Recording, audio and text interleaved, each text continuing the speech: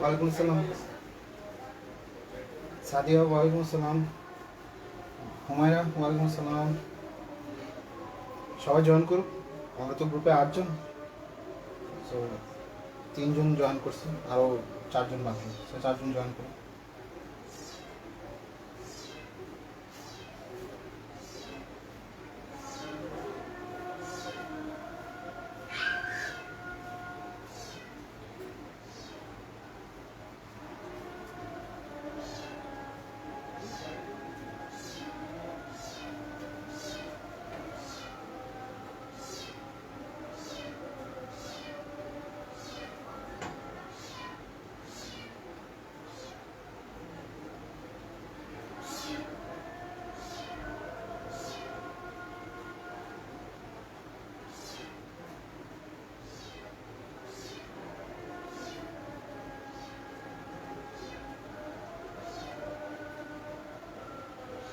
আফসা ওয়ালাইকুম আসসালাম।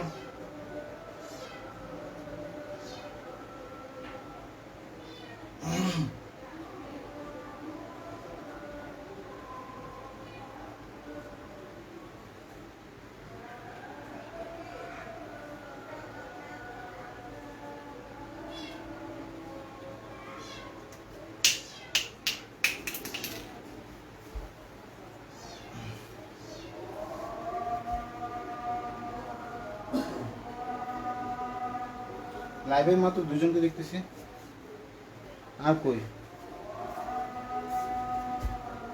আচ্ছা, তাহলে আমি শুরু করি। দেখো, তাহলে ফার্স্ট বলেছে আমরা শুরু করবো হচ্ছে তড়িৎ রাসায়নিক কোষ।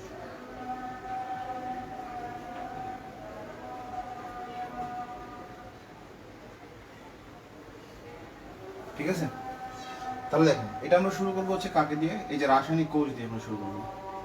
তাহলে যে কোষে তড়িৎ রাসায়নিক কোষ কাকে বলে? রাসায়নিক শক্তিটাকে হচ্ছে তড়িৎ শক্তিতে রূপান্তরিত করা হয়, তাকে বলা হয় তড়িৎ রাসায়নিক কোষ। তাহলে আমরা বলবো যে কোষে রাসায়নিক শক্তিকে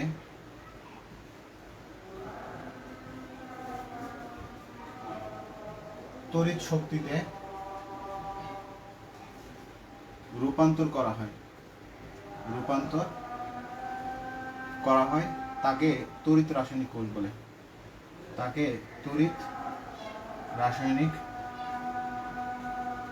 কোষ বলে। আচ্ছা, কেমন? যেরকম আমরা যদি ধরি এটা সচ্ছিদ্র একটা দেয়াল, এটা হচ্ছে সচ্ছিদ্র দেয়াল, এই পাশে একটা দণ্ড দেওয়া আছে, এই পাশে আরেকটা দণ্ড দেওয়া আছে। ঠিক আছে, তাহলে এই পাশটা হচ্ছে পজিটিভ, মানে পজিটিভ প্রান্তে, সরি, এই পাশে হচ্ছে একটা ভোল্টমিটার দেওয়া আছে, যেটা দিয়ে আমরা বুঝতে পারি তড়িৎ চলতেছে কিনা। তাহলে এটা হচ্ছে পজিটিভ আর এটা হচ্ছে কি নেগেটিভ। তাহলে এটাকে বলা হচ্ছে অ্যানোড, এটাকে বলা হচ্ছে ক্যাথোড। তাহলে এখানে যে রাসায়নিক শক্তিটা মানে হচ্ছে এই দ্রবণটা যেটা, তো এখানে 2 ধরনের দ্রবণ। এখানে এই যে পাতটা আছে, ঠিক আছে, এই যে ধাতব দণ্ডটা আছে, এর দ্রবণ ব্যবহার করে। ধরো এটা পাত হচ্ছে এ, তাহলে এখানে দ্রবণ হবে এ সালফেট। এর পাত হচ্ছে বি, তাহলে এখানে যে এটা কিন্তু সেপারেট, মানে এটা দ্বারা হচ্ছে সেপারেট করা হয়েছে। যদি বি হয় তাহলে এখানে বি সালফেট থাকবে। কথা ক্লিয়ার? তাহলে আমরা কি করতেছি, যে এই যে রাসায়নিক শক্তি মানে হচ্ছে ইলেকট্রনের ট্রান্সফরমেশন। ঠিক আছে, অর্থাৎ ইলেকট্রন বা হচ্ছে আয়নের যে আদান প্রদান, সেটা হচ্ছে বলা হয় রাসায়নিক শক্তি। তাহলে এই যে আমরা আয়নের আদান প্রদানের মাধ্যমে হচ্ছে আমরা কি করলাম, যে ইলেকট্রন পরিবহন করলাম এবং সেটাতে হচ্ছে বিদ্যুৎ তৈরি করলাম। তাহলে সেটাই বলছি যে কোষে রাসায়নিক শক্তি মানে হচ্ছে আয়নের কি, আয়নের চেঞ্জ বা আয়নের পরিবহন বা হচ্ছে ইলেকট্রনের পরিবহন। তাহলে যে কোষে রাসায়নিক শক্তিকে আয়নের মানে হচ্ছে আয়নের পরিবহন দ্বারা কিসে পরিণত করা হচ্ছে? তড়িৎ শক্তিতে। আর তড়িৎ শক্তি মানে হচ্ছে ইলেকট্রনের পরিবহন। তড়িৎ শক্তি মানে হচ্ছে ইলেকট্রনের পরিবহন।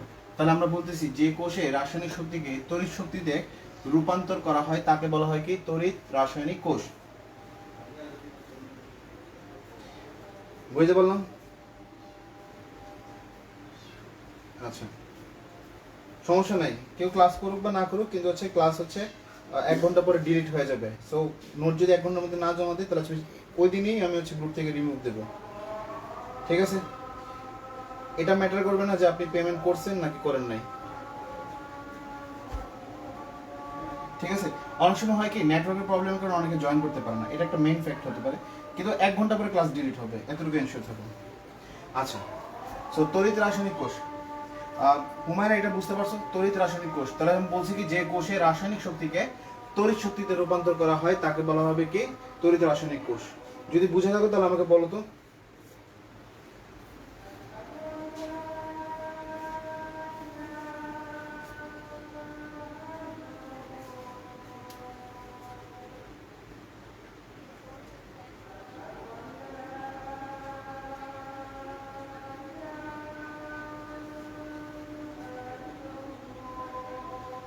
আচ্ছা, তাহলে দেখো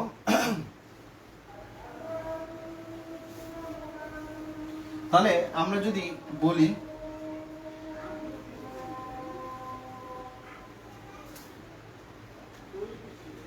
বলি ধরো এটা একটা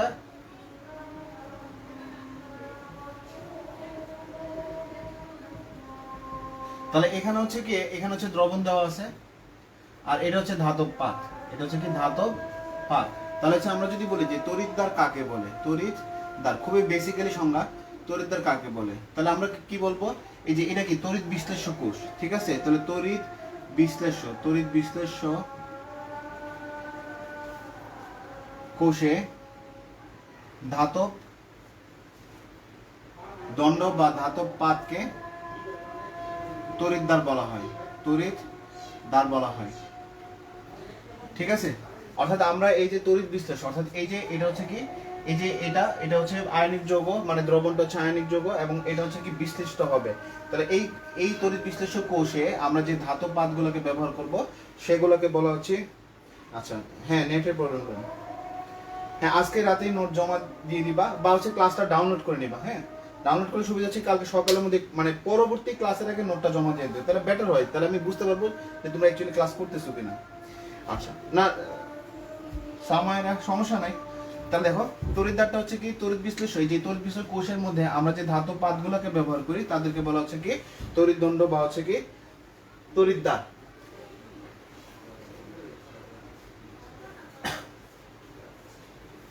ক্লিয়ার? তাহলে আমরা এখানে বলছি যে সাপোজ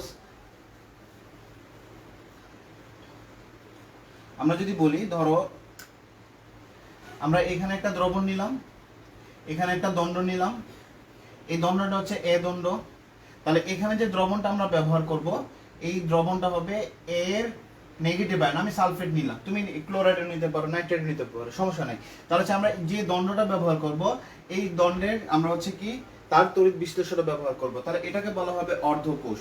তাহলে আমরা যদি বলি অর্ধকোষ কাকে বলে, তাহলে আমরা বলবো কি এই যে ধাতব পাত, এই যে ধাতব পাত এবং এই ধাতব পাতেরই কি তড়িৎ বিশ্লেষ্য এবং ওই পাতের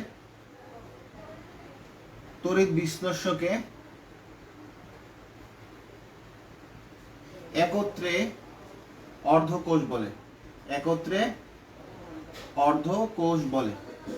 তাহলে দেখো এই যে ধাতব পাত মানে হচ্ছে এ এবং এই এ সালফেট মানে এ এবং এ সালফেটকে একত্রে বলা হবে কি অর্ধকোষ, এই দুইটাকে একত্রে বলা হবে কি অর্ধকোষ।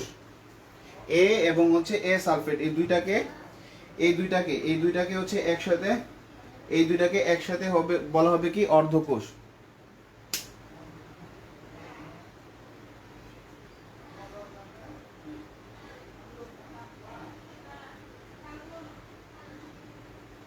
কথা ক্লিয়ার? আচ্ছা, তাহলে এখন আসো যদি বলা হয় তোমাকে যে অর্ধকোষ বিক্রিয়া কাকে বলে, তাহলে অর্ধকোষ বিক্রিয়া কাকে বলে বলো তো? ক্লিয়ার? তাহলে আমাকে বলো তো অর্ধকোষ বিক্রিয়া কাকে বলে। তাহলে দেখো এই এ এবং এ সালফেটের মধ্যে যে বিক্রিয়াটা সংঘটিত হবে তাকে বলা হবে অর্ধকোষ বিক্রিয়া। তার মানে বলতে পারি অর্ধকোষে যে বিক্রিয়া সংঘটিত হয় তাকে অর্ধকোষ বিক্রিয়া বলে। তাকে কি বলে? অর্ধকোষ বিক্রিয়া বলে। অর্থাৎ অর্ধকোষে যে বিক্রিয়াটা হবে তাকে বলা হবে কি? অর্ধকোষ বিক্রিয়া। এতটুকু পর্যন্ত বুঝতে পারছো? আচ্ছা, হ্যাঁ, সালফেটের জায়গায় অন্য কিছু থাকতে পারে। সালফেটের জায়গায় তুমি এ নাইট্রেট নিতে পারো, মানে যে কোনো নেগেটিভ আয়ন নিতে পারো। এ ক্লোরাইড নিতে পারো, তুমি এ আয়োডাইড নিতে পারো, তুমি এ ফসফেট নিতে পারো, ইচ্ছা যে কোনো নেগেটিভ আয়ন তুমি নিতে পারো। তাহলে অর্ধকোষ বিক্রিয়াটা কি বুঝতে পারছো?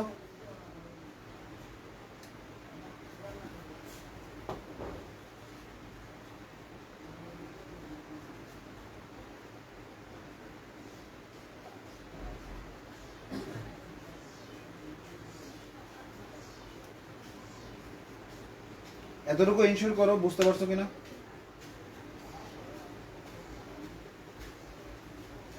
ওকে, তাহলে দেখো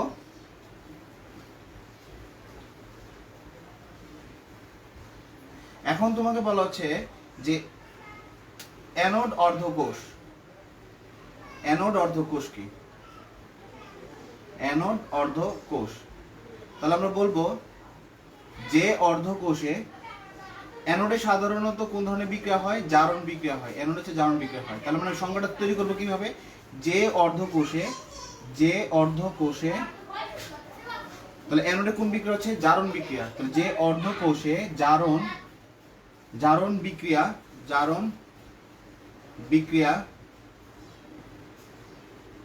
সংঘটিত হয় তাকে বলা হবে কি? অ্যানোড অর্ধকোষ। তাকে অ্যানোড অর্ধকোষ বলা হয়। তাকে অ্যানোড অর্ধকোষ বিক্রিয়া বলা হয়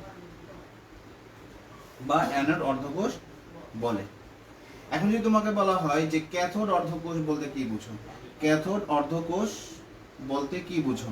তাহলে আমরা খুব ইজিলি বলতে পারি ক্যাথোডে কোন ধরনের বিক্রিয়া সংঘটিত হয়? ক্যাথোডে হচ্ছে বিজারণ বিক্রিয়া সংঘটিত হয়। তাহলে আমরা বলবো যে যে অর্ধকোষে, যে অর্ধকোষে বিজারণ বিক্রিয়া, বিজারণ বিক্রিয়া সংঘটিত হয়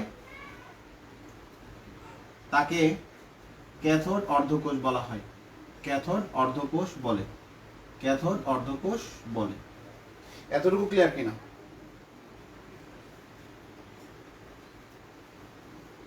ওকে,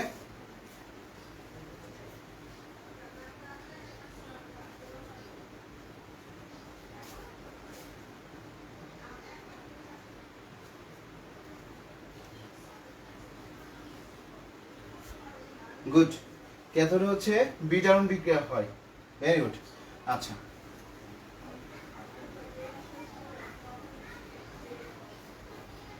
আচ্ছা, অ্যানোড, অ্যানোড হচ্ছে কি? জারণ হচ্ছে। আর ক্যাথোড হচ্ছে কি? হচ্ছে বিজারণ হচ্ছে। যেরকম হচ্ছে আমরা যদি বলি দুইটা বিক্রিয়া দিই, জিঙ্ক হচ্ছে, জিঙ্ক যদি ধাতু থাকে তাহলে সলিড থাকবে, এটা হচ্ছে সলিড। এটা থেকে হচ্ছে দুইটা ইলেকট্রন যাবে, ফলে জিঙ্ক 2+ হবে। আয়ন সবসময় দ্রবণে থাকে, এটাকে প্রকাশ করা হয় AQ দ্বারা। আয়ন সবসময় মনে রাখবে, আয়ন হচ্ছে দ্রবণে থাকে। সো কপার 2+, তাহলে এটা কি থাকবে? এটা দ্রবণে থাকবে, কারণ এটা আয়ন।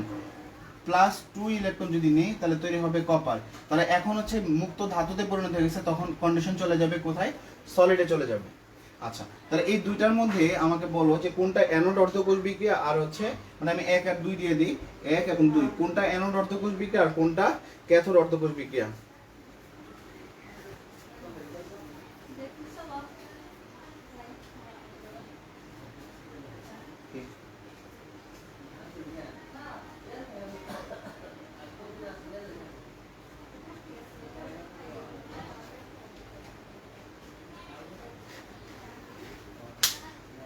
এক এবং 2 এর মধ্যে হচ্ছে কোনটা অ্যানোড অর্ধকোষ বিক্রিয়া আর কোনটা হচ্ছে ক্যাথোড অর্ধকোষ বিক্রিয়া?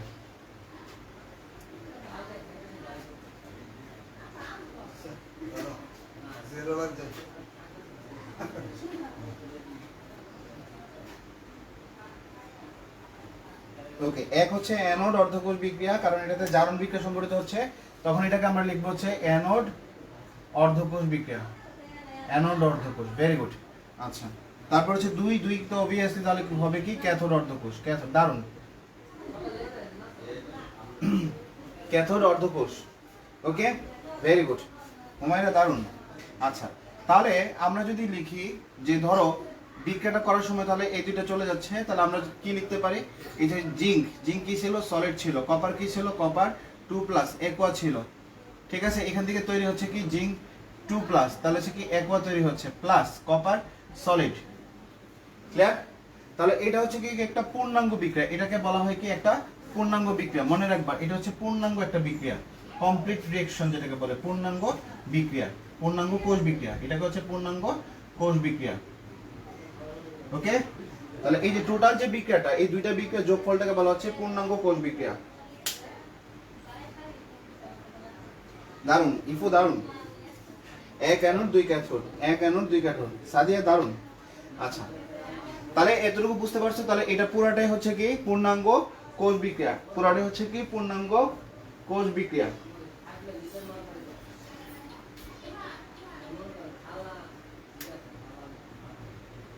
আচ্ছা, তাহলে এখন আমরা যদি দেখি যে ধরো এটাকে যদি আমরা উপস্থাপন করি, যেমন জিঙ্ক থেকে জিঙ্ক 2+ হয়েছে, তাহলে এটাকে আমরা লিখতে পারি জিঙ্ক থেকে জিঙ্ক 2+, জিঙ্ক থেকে জিঙ্ক 2+। আচ্ছা, আর কপার, কপার কি হয়েছে, কপার, আচ্ছা এখানে আমরা উল্লেখ করতে হবে জিঙ্ক হচ্ছে সলিড ছিল একোয়া, আর কপার 2+, কপার 2+ আমরা বলছি আয়ন সবসময় কোথায় থাকবে, দ্রবণে থাকবে, তাহলে কপার 2+ থেকে কি তৈরি হচ্ছে, কপার মানে হচ্ছে সলিড তৈরি হচ্ছে। আচ্ছা, এই যে আমরা মাঝখানে অর্থাৎ জিঙ্ক থেকে জিঙ্ক 2+, জিঙ্ক থেকে যখন জিঙ্ক 2+ কথাটা লিখতেছি, জিঙ্ক থেকে জিঙ্ক 2+ কথা লিখতেছি, এই যে মাঝখানে যে হাইফেনের মধ্যে আমরা যে টার্মটা দিই, অর্থাৎ অথবা অবলিগের মধ্যে যে টার্মটা দিই, সেটাকে বলা হচ্ছে ফেজ বাউন্ডারি, এটাকে বলা হয় ফেজ বাউন্ডারি, এটাকে বলা হচ্ছে কি ফেজ বাউন্ডারি। ফেজ বাউন্ডারি কেন বলা হচ্ছে, ফেজ বাউন্ডারি কেন বলা হচ্ছে, দেখো এটা ছিল সলিড ফেজে, অর্থাৎ তার ভৌত অবস্থাটা কি ছিল, সলিড ছিল, সলিড থেকে কিছু হয়েছে, একোয়া হয়েছে। তাহলে এই যে সলিড থেকে একোয়া, এই দুইটার মধ্যে ব্যবধান, মানে বাউন্ডারি মানে হচ্ছে ব্যবধান, তাহলে সলিড থেকে একোয়া হয়েছে, তাহলে দুইটার মধ্যে ব্যবধান করছে কি এই রেখাটা, এই কারণে এই রেখাটাকে বলা হচ্ছে কি ফেজ বাউন্ডারি, এই রেখাটাকে বলা হচ্ছে ফেজ বাউন্ডারি। তাহলে কপার 2+ মানে একোয়া আর সলিডের মধ্যে পার্থক্য করছে এই রেখাটা, এই কারণে এটাকে বলা হবে কি, এই যে এই রেখাটাকে বলা হবে কি ফেজ বাউন্ডারি।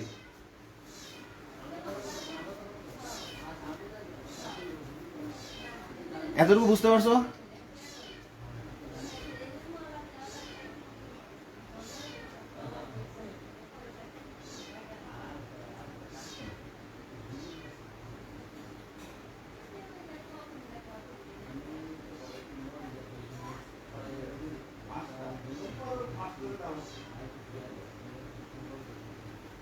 হুমায়রা, ইফু, ক্লিয়ার?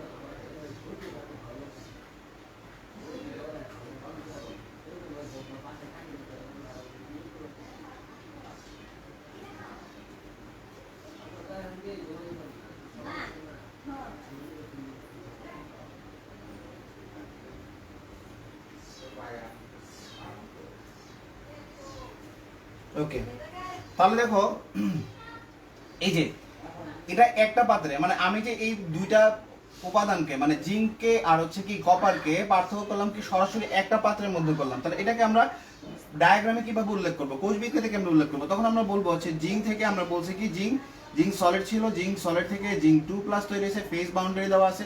এই যে এখানে প্রত্যক্ষ সংযোগ, প্রত্যক্ষ সংযোগের জন্য একটা টান দেওয়া হয়, এই যে একটা টান দেওয়া মানে হচ্ছে কি প্রত্যক্ষ সংযোগ থাকে, এটাকে বলা হয় প্রত্যক্ষ সংযোগ।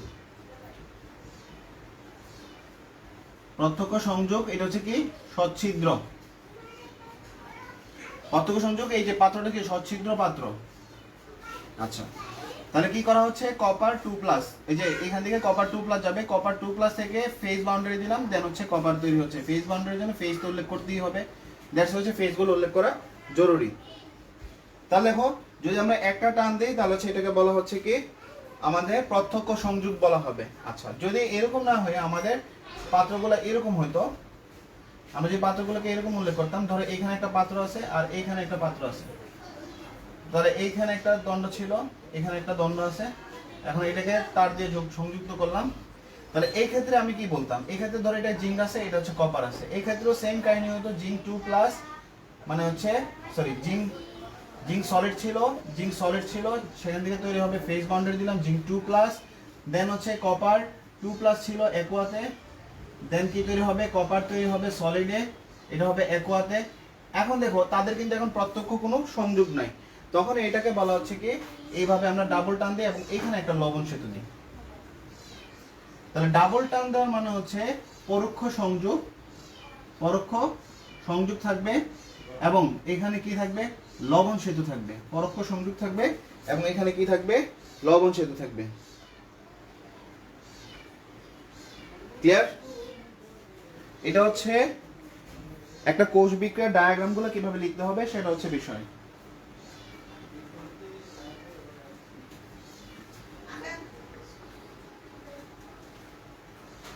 এতটুকু ক্লিয়ার? ফেজ বাউন্ডারি কি আর হচ্ছে প্রত্যক্ষ সংযোগ থাকলে কিভাবে ডায়াগ্রাম লিখতে হবে, পরোক্ষ সংযোগ থাকলে বা লবণ সেতু থাকলে কিভাবে ডায়াগ্রাম লিখতে হবে।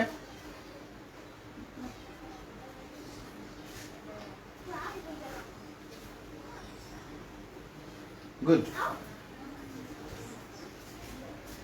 আচ্ছা,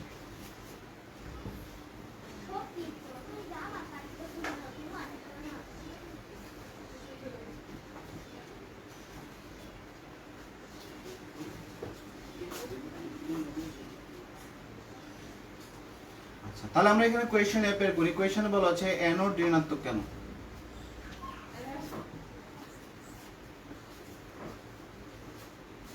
অ্যানোড ঋণাত্মক কেন?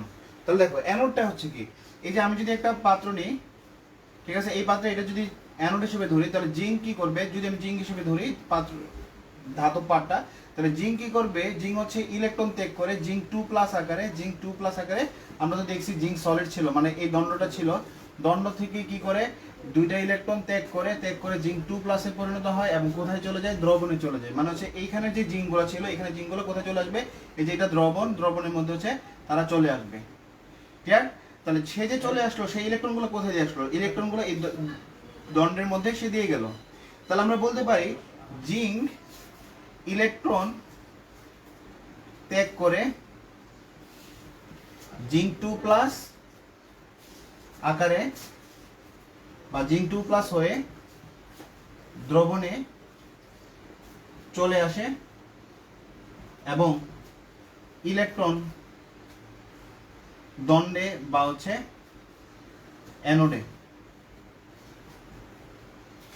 থেকে যায়, তাই অ্যানোড ঋণাত্মক। তাহলে আমাদের এটাই জানতে চাইছে যে অ্যানোড ঋণাত্মক কেন, অ্যানোডটা ঋণাত্মক কেন। অর্থাৎ তুমি যদি এখানে ইলেকট্রন দিয়ে আসো তাকে, তাহলে ফুলই তো সে ইলেকট্রন দ্বারা পরিপূর্ণ, তাহলে যে ইলেকট্রন দ্বারা পরিপূর্ণ সে তো কি হবে, নেগেটিভ হবে। তাহলে আমার তো এই কোশ্চেনে জানতে চাইছে অ্যানোড ঋণাত্মক কেন। তাহলে আমরা জিঙ্ক না বলে যদি বলি যে অ্যানোডে যে দণ্ডটা আছে সেটা হচ্ছে ইলেকট্রন ত্যাগ করে কোথায় চলে যায়, এর যে আয়নগুলা পজিটিভ আয়নগুলা দ্রবণে চলে যায় কিন্তু ইলেকট্রন দণ্ডে থেকে যায়, তাই অ্যানোড হচ্ছে কি ঋণাত্মক। আচ্ছা, সিমিলার কোয়েশ্চেন, ক্যাথোড ধনাত্মক কেন। ক্যাথোড ধনাত্মক কেন বলা হচ্ছে, ক্যাথোডটা ধনাত্মক কেন, তাহলে অ্যানোড যদি ঋণাত্মক হয় তাহলে ক্যাথোডটা কেন ধনাত্মক। আচ্ছা, যদি আমরা একটা ক্যাথোড নিই, সাপোজ এটা হচ্ছে আমরা নিলাম ক্যাথোড, সো ক্যাথোডে কি করে, দ্রবণ থেকে পজিটিভ আয়নগুলো আসে, ক্যাথোডে কি করে, দ্রবণ থেকে পজিটিভ আয়নগুলো আসে। তাহলে আমরা বলতে পারি যে দ্রবণ থেকে, আমরা কপারকে এক্সাম্পল হিসেবে নিলাম, দ্রবণ থেকে কপার 2+ কোথায় আসে, এই যে অ্যানোডের যে ইলেকট্রনগুলো সেগুলো পরিবাহিত কোথায় যায়, এই যে এইখানে ক্যাথোডে যায়। ঠিক আছে, তাহলে বলতে পারি দ্রবণ থেকে কপার 2+ কোথায় যাবে, কপার 2+ হচ্ছে ক্যাথোডে যাবে এবং ক্যাথোডে গিয়ে সে কি পাবে, এই অ্যানোডে যে ইলেকট্রনগুলো সেটাগুলো তার দিয়ে পরিবহন হয়ে ক্যাথোডে চলে আসে। তাহলে কপার 2+ ক্যাথোডে যাবে এবং হচ্ছে ইলেকট্রন গ্রহণ করে নিরপেক্ষ হয়।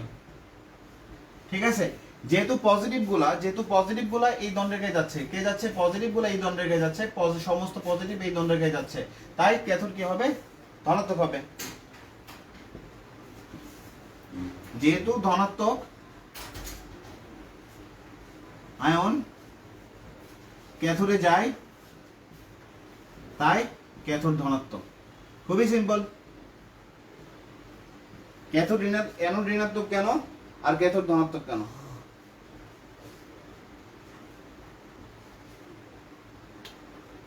এতটুকু clear?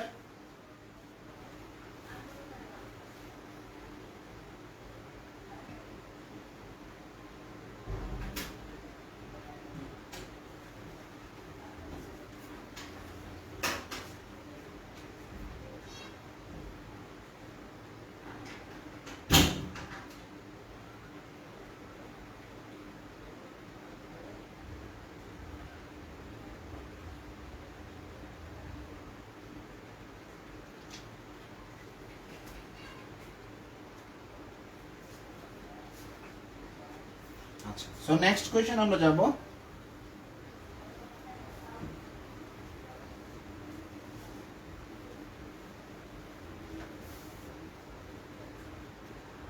Very good Humaira, Ifu. আচ্ছা, তাহলে নেক্সট কোয়েশ্চেন হচ্ছে, আমাদের কোয়েশ্চেনে বলা হচ্ছে যে সালফেট আয়ন মানে SO4 2- আয়ন জিঙ্ক 2+ এর তুলনায় কেন ব্যাপন বেশি হয়? আচ্ছা, তাহলে চিন্তা করে দেখো, আমাকে বলছে SO4 2- আয়ন জিঙ্ক 2+ এর তুলনায় কেন ব্যাপন হচ্ছে। তাহলে কাহিনীটা কি? ব্যাপন হওয়ার জন্য হচ্ছে পরিবহন হওয়া দরকার। ব্যাপন মানে হচ্ছে ছড়িয়ে পড়া, ছড়িয়ে পড়া মানে হচ্ছে পরিবহন হওয়া। ব্যাপন মানে হচ্ছে কি পরিবহন হতে হবে, ব্যাপন মানে হচ্ছে কি পরিবহন হতে হবে। এখন তাকায় দেখো যে এই যে আমরা SO4 2- এর কথা বললাম, SO4 2- এর কথা বললাম, আর হচ্ছে কি জিঙ্ক 2+ এর কথা আমরা যদি বলি, তাহলে এই দুইটার মধ্যে হচ্ছে ইলেকট্রন ত্যাগের প্রবণতা কার থাকে? জিঙ্কের থাকবে নাকি SO4 2- এর? জিঙ্ক হচ্ছে ধাতু, আমরা যদি বলি তাহলে জিঙ্ক হচ্ছে কি, জিঙ্ক হচ্ছে ধাতু, জিঙ্ক হচ্ছে ধাতু, তাই এর ইলেকট্রন ত্যাগের প্রবণতা কি থাকে? প্রবণতা বেশি থাকে। ক্লিয়ার? জিঙ্ক হচ্ছে কি ধাতু, তাই তার ইলেকট্রন ত্যাগের প্রবণতা হচ্ছে কি বেশি থাকবে। আর সালফেট যে আয়নটা থাকে, সালফেট আয়ন যদি আমরা বলি, সালফেট আয়ন হচ্ছে আয়নের ইলেকট্রন গ্রহণের প্রবণতা বেশি থাকবে, ইলেকট্রন গ্রহণের প্রবণতা বেশি। তাহলে কি হবে? দ্রবণের মধ্যে আমি চিন্তা করি যে জিঙ্ক 2+, যখন সে 2+ হয়ে যায় তখন তার ইলেকট্রন গ্রহণের আর কোনো প্রবণতা থাকবে না, তার মানে সে কোনো দিকে এখন মুভ করার চান্স নাই, কারণ সে জিঙ্ক 2+ হয়ে গেছে। জিঙ্ক হচ্ছে কি একটা ধাতু, তো সে ইলেকট্রন ত্যাগ করতে চাই, তাহলে ত্যাগ করে জিঙ্ক 2+ হয়ে গেছে, এখন তার আর ইলেকট্রন গ্রহণ করার দরকার নাই। কিন্তু সালফেট আয়ন যতটা ইলেকট্রন নেয় তার কিন্তু ইলেকট্রন গ্রহণ করার প্রবণতা বেশি। আর গ্রহণ করার প্রবণতা যখন তুমি দেখাবা তখন তুমি কি হবা? পরিবাহিত হবা, তার মানে ব্যাপনটা বেশি হবে। তাই আয়নের ব্যাপন বেশি। বুঝতে পারছো কিনা? খুবই সিম্পল। তুমি ইলেকট্রন নিবা না, তুমি কেন পরিবহন হবা? ইলেকট্রন জিঙ্কের হচ্ছে ধাতু, তাই ইলেকট্রন ত্যাগের প্রবণতা বেশি থাকে, আর SO4 কম থাকে। ইলেকট্রন গ্রহণের প্রবণতা বেশি, ত্যাগের প্রবণতা কম, গ্রহণের প্রবণতাটা বেশি। তাই সালফেট আয়নে কি হবে? ব্যাপনটা বেশি হবে, কারণ সালফেট আয়ন ইলেকট্রন দরকার, যতই দাও তার আর তত ইলেকট্রন দরকার হবে। কিন্তু জিঙ্ক 2+ হয়ে গেলে আর ইলেকট্রন দরকার লাগবে না।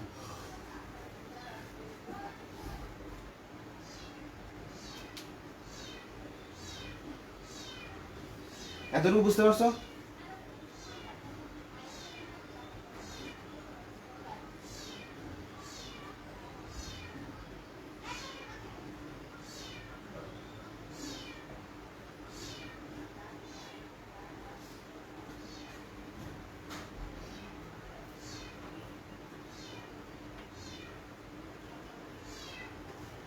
ক্লিয়ার?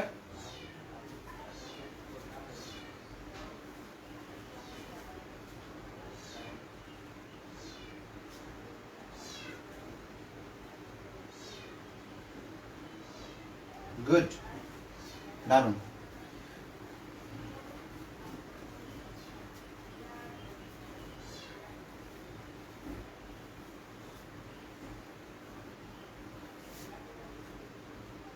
আচ্ছা, ভেরি গুড। সামাইরা দারুণ, ইফু দারুণ, হুমায়রা দারুণ। তাহলে এখন আসো দ্রবণ চাপ। দ্রবণ চাপ কাকে বলে? দেখো দ্রবণ চাপটা হচ্ছে কি, এই যে একটা দণ্ড আমরা নিলাম, এটা হচ্ছে জিঙ্কের দণ্ড, আমরা বলছি ধরো এ দণ্ড আমরা বললাম, আর এখানে যে দ্রবণটা আমরা নেবো এটা আমরা এ সালফেট নিলাম, ঠিক আছে? আচ্ছা, তাহলে আমরা কি বলছি যে এ থেকে হচ্ছে এগুলা কি করবে, ইলেকট্রন ত্যাগ করবে। ধরো আমি এক্স পরিমাণ ইলেকট্রন ত্যাগ করলো, ফলে কি হবে, A2+ আয়নে পরিণত হবে, A2+ আয়নে পরিণত হবে, এবং কোথায় চলে আসবে, দ্রবণে চলে আসবে। আগে কি ছিল, সলিড ছিল, এই যে এটা কি ছিল, এটা হচ্ছে সলিড ছিল, এটা হচ্ছে সলিড। তাহলে এটা যখন ইলেকট্রন ত্যাগ করবে কোথায় চলে আসবে, এটা হচ্ছে দ্রবণ, দ্রবণে চলে আসবে। তাহলে A2+ গুলো এখন কোথায় আছে, দ্রবণে চলে আসতেছে। তাহলে খুবই সিম্পল, দেখো যখন A2+ গুলা দ্রবণে আসতেছে, তাহলে দ্রবণের উপর একটা কি হয়, মানে এখান থেকে যখন আয়নগুলো বের হয়ে এখানে দ্রবণে চলে আসতেছে, তখন দ্রবণের উপর একটা প্রেসার ক্রিয়েট হয়, দ্রবণের উপর একটা চাপ পড়ে। কার চাপ পড়ে, A2+ এর একটা চাপ পড়ে। এই চাপটাকে বলা হচ্ছে দ্রবণের উপর চাপ, মানে হচ্ছে দ্রবণ চাপ। দ্রবণের উপর যে প্রেসারটা ক্রিয়েট হয় সেটাকে বলা হচ্ছে কি, দ্রবণ চাপ। তাহলে দ্রবণ চাপটা কার মাধ্যমে হয়, তাহলে আমরা বলতে পারি ধাতুকে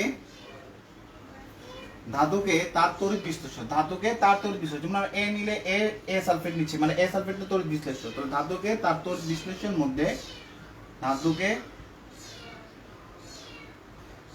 তার তড়িৎ বিশ্লেষণের মধ্যে স্থাপন করা হলে,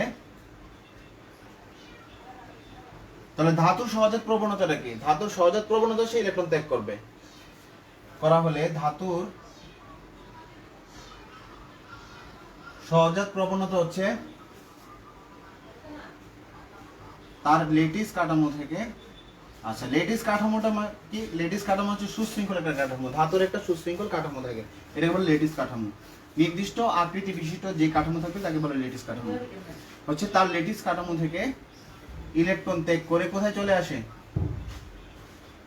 লেটিস কাঠামো থেকে সে কি করলো, ইলেকট্রনটা ত্যাগ করলো, ত্যাগ করে কোথায় চলে আসে, দ্রবণে চলে আসে, ঠিক আছে?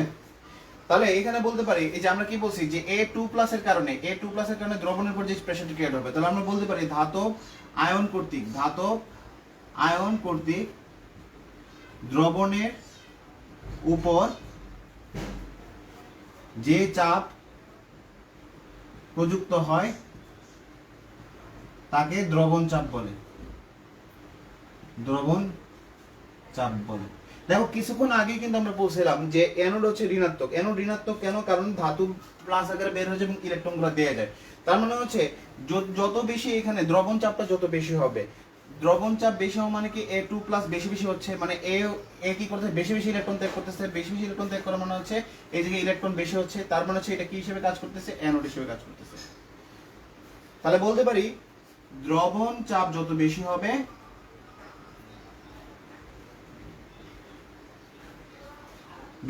সেটি কি হবে, সেটি অ্যানোড হবে। কথাটা কি বুঝতে পারছো? কারণ দ্রবণ চাপ হচ্ছে A2+ আসতে হবে, আর A2+ তৈরি হওয়ার জন্য কি করতে হবে, ইলেকট্রন ছাড়তে হবে, আর ইলেকট্রন যে ছাড়বে সেটা হচ্ছে অ্যানোড। কিছুক্ষণ আগে আমরা পড়ছি যে অ্যানোড হচ্ছে ঋণাত্মক। তো দ্রবণ চাপ যত বেশি হবে সেটি কি হবে, অ্যানোড হবে। এতটুকু ক্লিয়ার কিনা?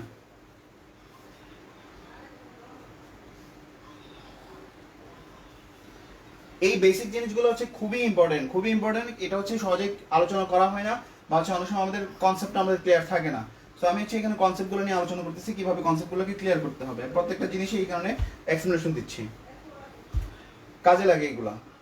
এতটুকু ক্লিয়ার কিনা?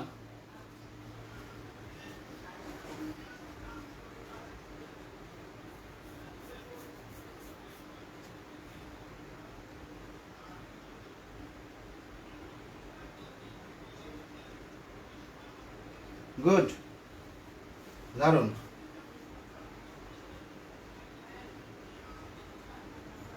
Very good. আচ্ছা, এখন দেখো এটার বিপরীতে, দারুণ সামাইরা, দারুণ ইফু, দারুণ হুমায়রা। আচ্ছা, এখন দেখো আমরা যদি বলি এখানে, তাহলে এটা তো ইলেকট্রন ত্যাগ করছে, ইলেকট্রনগুলো বাইরে কোথায় যায়, ক্যাথোডে যায়। ক্যাথোড তো আমরা একটা পার্ট পড়ছিলাম, তাই না? সো ক্যাথোডে যাচ্ছে। তাহলে ক্যাথোডে কি হয়, ক্যাথোড হচ্ছে দ্রবণ থেকে হচ্ছে আয়ন আসে, কপার 2+ গুলা কোথেকে আসতেছে, এখন কিন্তু আর দণ্ড থেকে আসে না, এখন কোথেকে আসে, দ্রবণ থেকে আসে।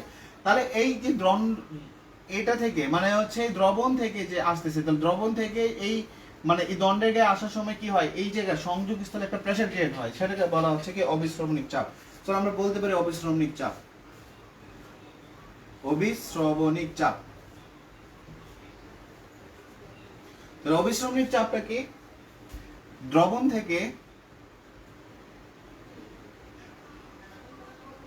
থেকে আয়ন ধাতব পাতে আসার ফলে যে বিপরীত চাপ প্রযুক্ত হয় তাকে অভিস্রবণিক চাপ বলে। তাকে অভিস্রবণিক চাপ বলে। ঠিক আছে? এই দ্রবণ থেকে আয়নগুলা আসার কারণে কি চাপ হচ্ছে? অভিস্রবণিক চাপ হচ্ছে। তাহলে বুঝতেই পারতেছো অভিস্রবণিক চাপ যত বেশি হবে, অভিস্রবণিক চাপ যত বেশি, সেটি কি হবে? সেটি ক্যাথোড হবে। যেখানে অভিস্রবণিক চাপ বেশি সেখানে ক্যাথোড সৃষ্টি হবে, সেটি ক্যাথোড হবে।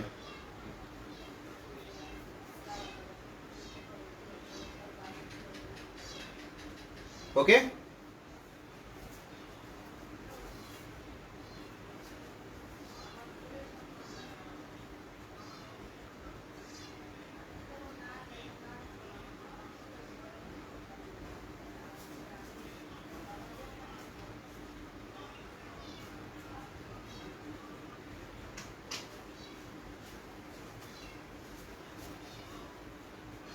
গুড। আচ্ছা, তাহলে এই দুইটা কন্ডিশন নিয়ে আমরা কাজ করি। দেখো, তাহলে আমরা বলতে পারি দ্রবণ চাপ যদি গ্রেটার দেন অভিস্রবণিক চাপ হয়, দ্রবণ চাপ যদি গ্রেটার দেন অভিস্রবণিক চাপ হয়, এই একটা কন্ডিশন হতে পারে। দ্রবণ চাপ লেস দেন অভিস্রবণিক চাপ হতে পারে।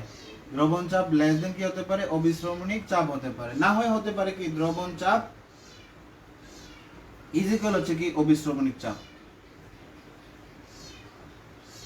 ওকে? যদি দ্রবণ চাপ অভিস্রবণিক চাপের তুলনায় বেশি হয়, তার মানে হচ্ছে এখানে বেশি ইলেকট্রন ছাড়তেছে, তার মানে হচ্ছে এখানে কি প্রক্রিয়া সংঘটিত হবে? জারণ প্রক্রিয়া সংঘটিত হবে, জারণ প্রক্রিয়া। দ্রবণ চাপ লেস দেন অভিস্রবণিক চাপ যদি হয়, তার মানে হচ্ছে দ্রবণ থেকে আয়ন কোথায় চলে আসতেছে? দণ্ডে চলে আসতেছে, তার মানে এখানে বিজারণ প্রক্রিয়াটা বেশি সংঘটিত হচ্ছে, তার মানে হচ্ছে বিজারণ হচ্ছে। আর দ্রবণ চাপ যদি অভিস্রবণিক চাপ মানে অভিস্রবণিক চাপের সমান হয়, তার মানে হচ্ছে কি দ্রবণটি কোন অবস্থায় আছে? দ্রবণটি সাম্যাবস্থায় আছে। সাম্যাবস্থায় যদি থাকে তাহলে কেউ কাউকে ইলেকট্রন দিবে না। জারণ করলেই তো তুমি বিজারণ পাবা, তাহলে দ্রবণটি সাম্যাবস্থায় আছে এবং কোনো ইলেকট্রন বা কোনো ইলেকট্রিসিটি মানে কোনো বিদ্যুৎ পরিবহন হয় না, পরিবহন হয় না। এতটুকু ক্লিয়ার কিনা?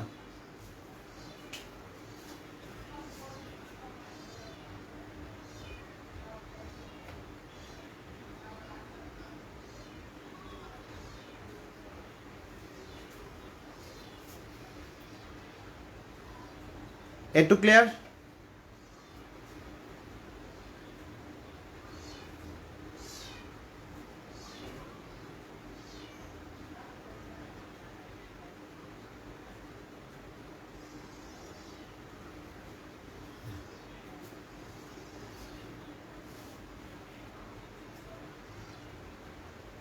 গুড।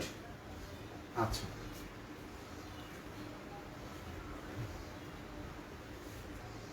দেখুন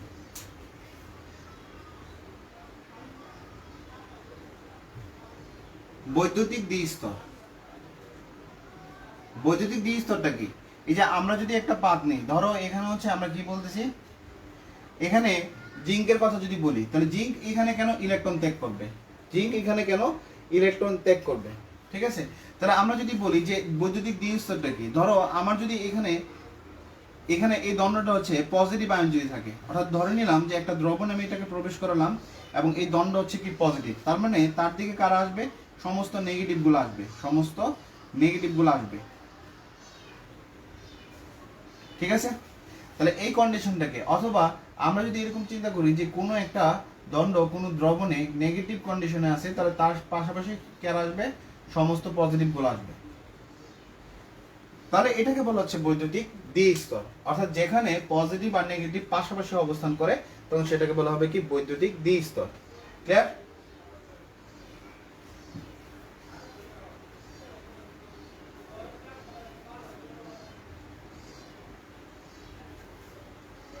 আচ্ছা, তাহলে এখন আসো যদি আমরা বলি জারণ বিভব কাকে বলে। জারণ বিভব কাকে বলে? জারণ বিভবটা কি? জারণ বিভব হচ্ছে, জারণ বুঝতে পারতেছো জারণটা কোথায় ঘটবে? অ্যানোডে ঘটবে, ঠিক আছে, অ্যানোডে ঘটবে। তাহলে এই অ্যানোডে যে ঘটতেছে, অ্যানোডে তো একটা দ্রবণে আছে, তাই না? তাহলে এই যে, তাহলে অ্যানোড কি করতেছে, যে এই অ্যানোডে ইলেকট্রন, এই যে অ্যানোডে কি আছে, ইলেকট্রন আছে, এবং দ্রবণ থেকে ইলেকট্রন থাকার কারণে এটা তো পুরোটাই মাইনাস হয়ে যাবে। তাহলে আমরা বলছি তো অ্যানোড নেগেটিভ, তাই না? সো এখানে হচ্ছে কারা আসবে, যদি এটা ইলেকট্রন দ্বারা পরিপূর্ণ তাহলে পজিটিভ গুলো আসবে। তাহলে এখানে একটা কি তৈরি হবে, বিভব সৃষ্টি হবে, মানে পজিটিভ আর নেগেটিভে যেহেতু পার্থক্য আছে তার মানে কি তৈরি হবে, বিভব সৃষ্টি হবে। তাহলে আমরা বলতে পারি অ্যানোডের অ্যানোডের ইলেকট্রন ত্যাগের ফলে, অ্যানোডের ইলেকট্রনের ত্যাগের ফলে কি হবে, অ্যানোড এবং এই অ্যানোড এবং কার মধ্যে, দ্রবণের মধ্যে, অ্যানোড এবং দ্রবণের মধ্যে বিভব সৃষ্টি হয়। দ্রবণের মধ্যে কি সৃষ্টি হয়, বিভব সৃষ্টি হয়। তাহলে একে কি বলা হয়, একে জারণ বিভব বলে, একে জারণ বিভব বলে, একে জারণ বিভব বলে, ঠিক আছে। তাহলে দেখো অ্যানোডের ইলেকট্রন ত্যাগের ফলে, এই যে অ্যানোডের ইলেকট্রন ত্যাগের ফলে, আগে তো এটা নিরপেক্ষ ছিল, ধরে নিলাম এটা হচ্ছে কি নিরপেক্ষ। তাহলে অ্যানোডটা যখন ইলেকট্রন ত্যাগ করলো তাহলে এটা কি হয়ে গেল, নেগেটিভ হয়ে গেল না? তার দিকে কি আসলো, পজিটিভ গুলো আসলো। তাহলে অ্যানোডের ইলেকট্রন ত্যাগের ফলে, অ্যানোডের ইলেকট্রন ত্যাগের ফলে অ্যানোড এবং এই দ্রবণের মধ্যে, অ্যানোড এবং দ্রবণের মধ্যে কি তৈরি হয়েছে, বিভব সৃষ্টি হয়েছে, কারণ প্লাস আর মাইনাসের পার্থক্য আছে। তাহলে বিভব সৃষ্টি হয়েছে, তাহলে একে কি বলা হচ্ছে, জারণ বিভব বলা হচ্ছে। সো আলটিমেটলি হচ্ছে তোমাকে বলতে হবে যে বিজারণ বিভব বলতে কি বুঝো।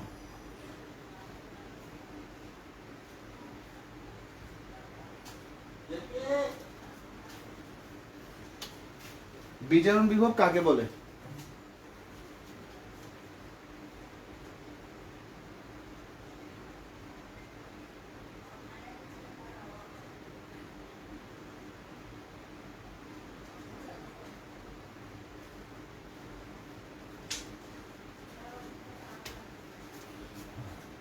আচ্ছা, আবার কোনটা বুঝাবো একটু বলো তো আমারে, একটু আমার বলো তো কোনটা বুঝাবো।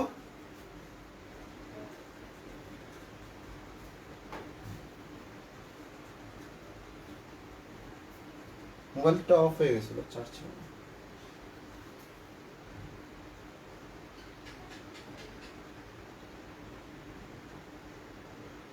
আচ্ছা, আমার একটু বলো তো যে কোন জায়গাটা বুঝাবো।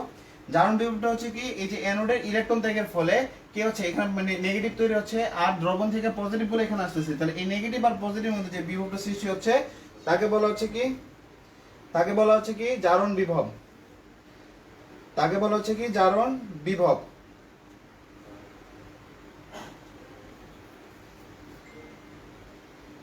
এতটুকু ক্লিয়ার? তাহলে বিজারণ বিভবটা কি, বিজারণ বিভবটা কি সংজ্ঞা দাও, বিজারণ বিভব কাকে বলে। তাহলে বিজারণ বিভবটা কি হবে, বিজারণে হচ্ছে কি আমরা কি করি, বিজারণ বিভব হচ্ছে আমরা ইলেকট্রন গ্রহণ করি, তাই না? বিজারণ এই যে এখান থেকে হচ্ছে পজিটিভ আয়নগুলো আসে, তাহলে পজিটিভ আয়নগুলো যদি আসে তাহলে এখানে কি আছে, নেগেটিভ আছে, ওকে। তাহলে বিজারণে কি হচ্ছে, বিজারণ বিভব কাকে বলে? তাহলে বিজারণ বিভব হচ্ছে তার উল্টা, ক্যাথোডের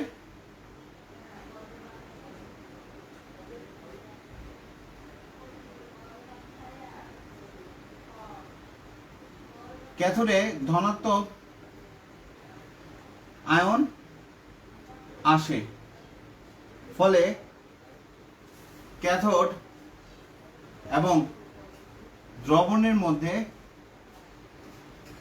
যে বিভব সৃষ্টি হয় তাকে কি বলে, বিজারণ বিভব বলে, তাকে বিজারণ বিভব বলে। এতটুকু ক্লিয়ার?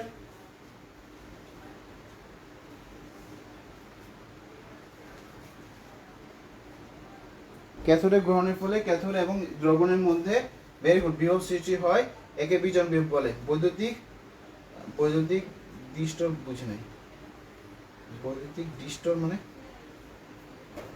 ক্যাথোড দ্রবণের মধ্যে, ভেরি গুড, বৈদ্যুতিক ডিস্টর বৈদ্যুতিক দ্বিস্তর, বৈদ্যুতিক দ্বিস্তরটা হচ্ছে কি, এই যে এটা তো বৈদ্যুতিক একটা দ্বিস্তর। কেন? ধরো এখানে নেগেটিভ আয়ন আছে আর এইটা হচ্ছে ঘেরাও আছে পজিটিভ আয়ন দ্বারা, তার মানে হচ্ছে কি, তাহলে এখানে কি হচ্ছে পজিটিভ আর নেগেটিভ দ্বারা ঘেরাও করা আছে না, তাহলে এটাকে বলা হচ্ছে বৈদ্যুতিক দ্বিস্তর। পজিটিভ আর নেগেটিভ পাশাপাশি অবস্থান করতেছে, তাই এটাকে বলা হচ্ছে কি বৈদ্যুতিক দ্বিস্তর। মানে হচ্ছে দুইটা আয়ন থাকবে, দুইটা আয়ন পাশাপাশি থাকবে, তাহলে সেটাকে বলা হবে কি বৈদ্যুতিক দ্বিস্তর।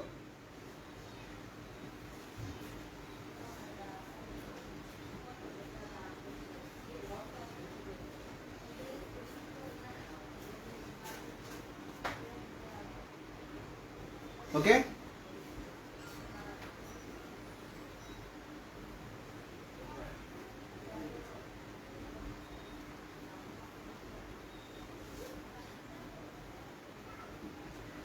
ক্লিয়ার?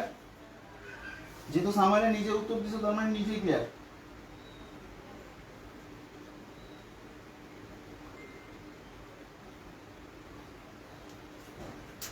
আচ্ছা, এখন আমরা যেটা করব সেটা হচ্ছে তরল সংযোজন বিভব। তরল সংযোজন বিভব, তরল সংযোজন বিভবটা কি? এই যে দেখো, এটা একটা পাত্র, এটা একটা পাত্র, এবং এটাতে হচ্ছে আমরা একটা দণ্ড দিলাম, এটাতে একটা দণ্ড দিলাম। তাহলে বুঝতেই পারতেছে যে আমরা এখানে লবণ সেতু নিয়ে কাজ করব। তাহলে তরল সংযোজন বিভবটা আমরা কি করব?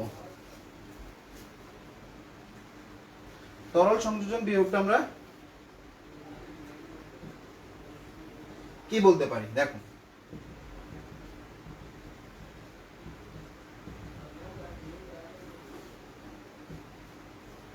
তাহলে তরল সংযোগ বিভবটা হচ্ছে এই যে এটা একটা ঘনমাত্রা, ধরো এটা এক্স ঘনমাত্রার বা এক্স মোলার, এটা হচ্ছে এক্স মোলারের দ্রবণ আছে এবং এটা হচ্ছে ওয়াই মোলারের দ্রবণ আছে, ঠিক আছে?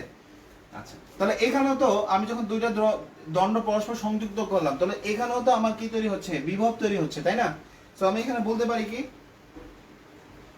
দুটি ভিন্ন ঘনমাত্রার, দুটি ভিন্ন ঘনমাত্রার তরলকে পরস্পর সংযুক্ত করলে যে বিভব সৃষ্টি হয়,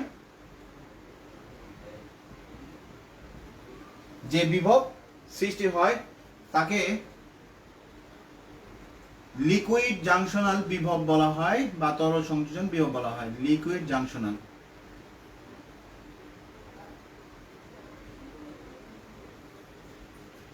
তাকে তরল সংযোগ বিভব বলা হয় বা লিকুইড জাংশনাল বিভব বলা হয়।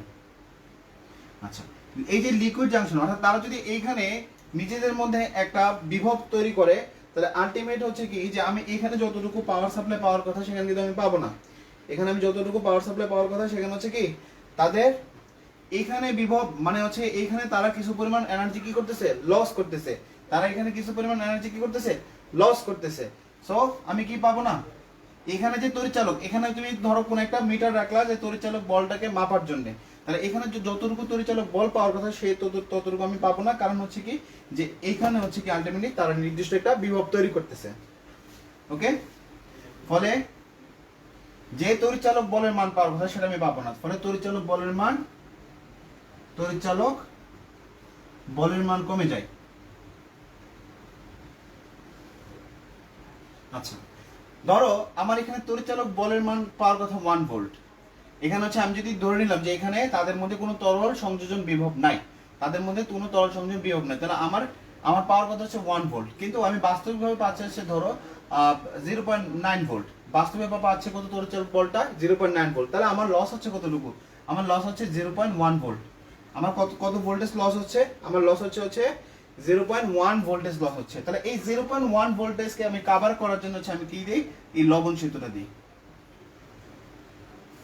তাহলে লবণ সেতুর কাজ হচ্ছে কি, এই যে এখানে যতটুকু বিভব নষ্ট হলো না, সে হচ্ছে আয়ন সাপ্লাই দিয়েছে ওই বিভবটাকে কাভারেজ দেয়, মানে সে কাভারেজ দেবে কতটুকু? 0.1। তার মানে আলটিমেটলি আমি যে ক্যালকুলেশনটা করবো 1 ভোল্ট পাওয়ার কথা, লবণ সেতু দেওয়ার পরে আমি এই দুইটার যোগফলটা তখন তড়িৎচালক বল হিসেবে আমি কতটুকু পাবো? 1 ভোল্টেজ পাবো।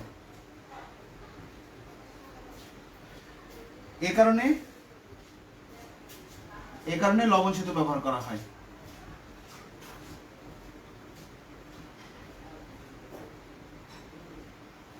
এতটুকু ক্লিয়ার কিনা? লবণ সেতুটা আমি কেন ইউজ করতেছি?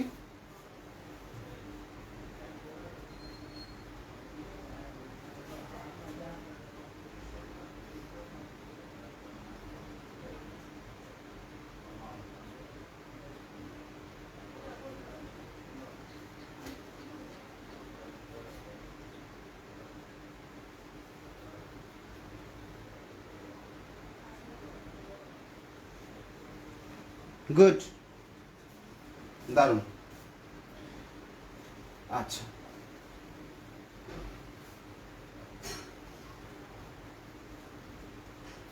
তাহলে এখন আসলে আমরা পড়বো যেটা, সেটা হচ্ছে কি তড়িৎ চালক বলটা কি। এখন হচ্ছে আমরা যেটা পড়বো সেটা হচ্ছে কি তড়িৎ চালক বলটা কি হবে।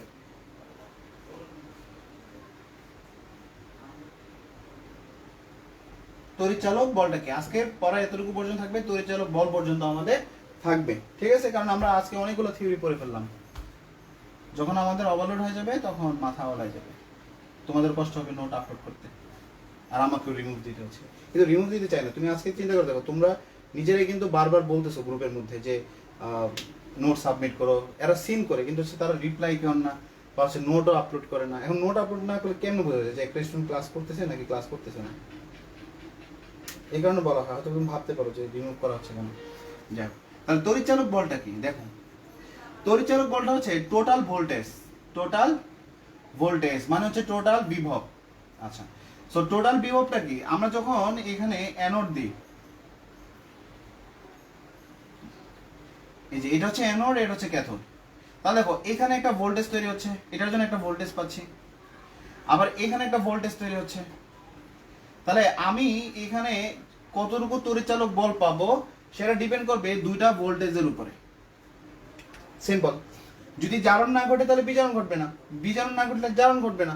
সো আমার এই যে তড়িৎচালক বলটা আমি যে মিটারে কাউন্ট করব সেটা জারণ এবং বিজারণের উপর ডিপেন্ড করতেছে। তার মানে হচ্ছে তড়িৎচালক বল যদি বলা হয় কাকে, তাহলে আমি বলবো যে আচ্ছা ঠিক আছে, ই নট সেল হচ্ছে, ই নট সেল হচ্ছে কি স্ট্যান্ডার্ড কন্ডিশনে, ই নট মানে হচ্ছে স্ট্যান্ডার্ড কন্ডিশনে, ই নট সেল হচ্ছে অ্যানোডে কি হয়, অ্যানোডে হচ্ছে জারণ হয়, অ্যানোডে কি হয়, অ্যানোডে হচ্ছে জারণ হয়, আর জারণ মানে হচ্ছে অক্সিডেশন, ও এক্স দ্বারা প্রকাশ করা হয়, এবং ও এক্স এর ফলে এখানে আমি একটা বিভব পাচ্ছি, সেটাকে আমি বলতেছি ই অক্স। কথা ক্লিয়ার? তাহলে স্ট্যান্ডার্ড কন্ডিশন হচ্ছে সবগুলো স্ট্যান্ডার্ড হয়ে যাবে।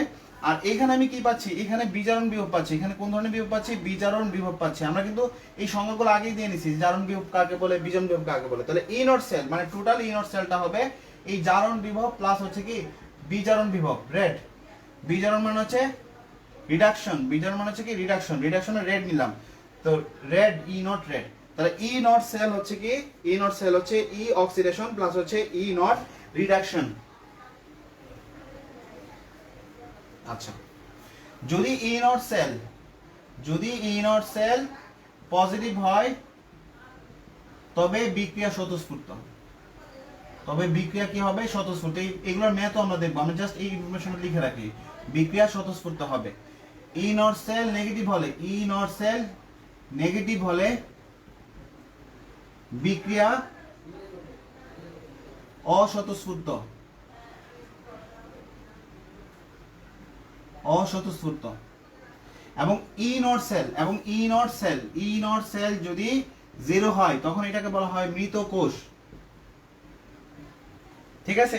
বিক্রিয়া অস্বতঃস্ফূর্ত মানে হচ্ছে বিদ্যুৎ পরিবহন হবে না এটার মধ্যে দিয়ে, ই নট যখন নেগেটিভ হবে বিদ্যুৎ পরিবাহিত হবে না, বিদ্যুৎ পরিবাহিত হবে না। আর বিক্রিয়া স্বতঃস্ফূর্ত মানে হচ্ছে কি বিদ্যুৎ পরিবাহিত হবে। ই নট সেলে মৃত কোষ, আর মৃত কোষে বিদ্যুৎ পরিবাহিত হয় না, বিদ্যুৎ পরিবাহিত হবে না। ক্লিয়ার? তিনটে ইনফরমেশন লিখে রাখো, নেক্সট ক্লাস হচ্ছে আমরা এটা নিয়ে কাজ করব। এতটুকু বুঝতে পারছো কিনা? আজকের আলোচনাটা খুব মজার আলোচনা ছিল, এবং এখানে আমরা কিছু বেসিক পয়েন্ট নিয়ে কাজ করছি। প্রায় 53 মিনিট ক্লাস হয়ে গেছে।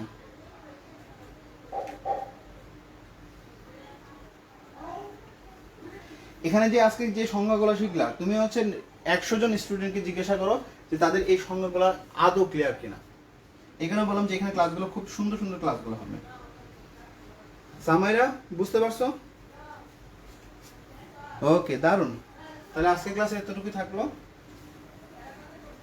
আমাদের এই লকডাউনের ভালো উপহার হচ্ছে এই যে আমাদের তড়িৎ রসায়নটা শেষ হয়ে যাবে। তড়িৎ রসায়নটা হচ্ছে কি, অনেকে ভাবে ইজি, অনেকে ভাবে কঠিন।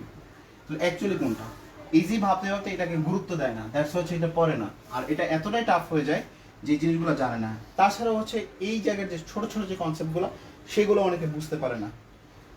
আজকে যে সংজ্ঞাগুলো শিখলে এই সংজ্ঞাগুলো ক্লিয়ার না কারোরই। ওকে, সো তোমরা হচ্ছে নোটস করে এটা দিয়ে দিবা, আমি 1 ঘন্টা পরে ক্লাসটা একটু ডিলিট করে দেবো, কারণ সবাই কাজ দেয় না। ওকে, আল্লাহ হাফেজ।